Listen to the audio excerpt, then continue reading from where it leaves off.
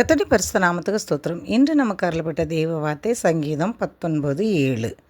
கர்த்தருடைய வேதம் குறைவற்றதும் ஆத்துமாவை உயிர்ப்பிக்கிறதுமாய் இருக்கிறது. கர்த்தருடைய சாட்சி சத்தியமும் பேதையை ஞானியாக்குகிறதுமாய் இருக்கிறது. இந்த வசனத்தில் என்ன சொல்லியிருக்காங்கன்னா, அவர் நமக்கு தந்த வேதம் அதில் ஒரு குறைவும் கிடையாது. அது பரிசுத்த ஆவியானவரால் எழுதப்பட்டது. அதனால நம்ம அதில் எந்த ஒரு குற்றமும் காண முடியாது. அதில் ஒரு உறுப்பு கூட அது குறையில்லாதது. அதனால தான் அந்த வேதம் குறைவில்லாததுன்னு சொல்லப்பட்டிருக்கு. அது ஆத்துமாவை உயிர்ப்பிக்கிறது. நம்முடைய ஆத்துமாவில் என்ன எண்ணங்கள், செயல்கள், நம்முடைய சிந்தனைகள் சோர்ந்து போயிருந்தாலோ அல்லது அதில் பலவீனமாக நம்ம இருந்தாலோ அது நம்முடைய அந்த வார்த்தைகள் நமக்குள்ளே போகும்போது அதை பலப்படுத்தக்கூடியதாக இருக்குது, அதை உயிர்ப்பிக்கக்கூடியதாக இருக்குது, மறுபடியும் அதை எழும்பி நிற்க செய்யக்கூடியதாக இருக்குது. அதனால தான் சங்கீதம் 138:3 ஆத்மாவில் பலன் கிடைக்கும் அவரை நோக்கி கூப்பிடும்போதுன்னு சொல்லப்பட்டிருக்குது. சங்கீதம் 97:19 நம்ம ஆத்மாவுக்கு அவர் ஆறுதல் தரக்கூடிய தேவனாக இருக்கிறார். அப்போ அவருடைய வார்த்தைகள் நம்மளுடைய ஆத்மாவை உயிர்ப்பிக்கக்கூடியதாக இருக்கிறது.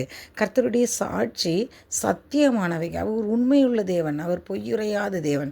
அவருடைய சாட்சிகள் ஒவ்வொன்றுமே சத்தியமானவைகள். அவர் வாழ்ந்து காட்டின தேவன். அந்த சத்தியமான சாட்சியுள்ள தேவன் நம்மளுக்கு அவர் பேதையை கூட அவர் ஞானியாய் மாற்ற முடியும். ஞானங்கிறது பரத்திலிருந்து வர்றது. அறிவுங்கிறது நம்ம படித்து நாம் உண்டாக்குகிறது.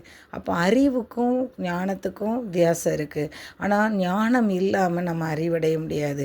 அதனால் அந்த ஞானம் அவரால் மாத்திரம்தான் தர முடியும். அவர் எப்படிப்பட்டவராக இருக்கிறாருன்னா, பேதையை கூட ஒன்றுமே இல்லை, ஒன்றும் தெரியாதவனை கூட அவர் ஞானவனாய் மாற்ற முடியும். அப்படிப்பட்ட வார்த்தைகள் கர்த்தர் நமக்கு தந்திருக்காங்க. அந்த வார்த்தைகள் சங்கீதம் 119:30 உம்முடைய வசனத்தின் பிரசித்தம் வெளிச்சம் தந்து பேதைகளை உணர்வு உள்ளவர்களாக்கும் சொல்லியிருக்காங்க. அப்போ அவருடைய வார்த்தையின் வெளிச்சத்தின் மூலமாய் அந்த பேதைகள் கூட ஞானிகளாய் மாற முடியும். அப்படிப்பட்ட வசனங்களை கர்த்தர் நம்முடைய கரங்களை தந்திருக்காங்க. அதை நம்ம தினமும் படித்து நம்முடைய ஆத்மாவை உயிர்ப்பிக்கிறது மாத்திரமில்லை, நம்ம ஞானிகளாய் மாறுறதுக்கு நம்ம கர்த்தர்கிட்ட கேட்போம். ஸ்தோத்திரராஜா, நன்றியோடு துதிக்கிறோம். அப்போ உங்களுடைய வார்த்தைகளுக்கு நன்றி கர்த்தாவே. இந்த வார்த்தைகளை நாங்கள் அனுதினமும் உட்கொண்டு அதில் உள்ள வசனங்களின் மூலம் எங்களுடைய ஆத்மாவை தினம் தினம் நாங்கள் பலனடை செய்து உமக்குள்ளே தரித்திருக்கிறதுக்கு நீங்கள் எங்களுக்கு உதவி செய்யுங்கப்பா. உங்களுடைய ஞானத்தால் எங்களை நிரப்புங்க. உங்களுடைய வல்லமையான கருணைகளை பாதுகாக்கட்டும். இயேசு கிறிஸ்து மூலம் வேண்டிக் கொள்கிறேன் பிதாவே, ஆமேன்.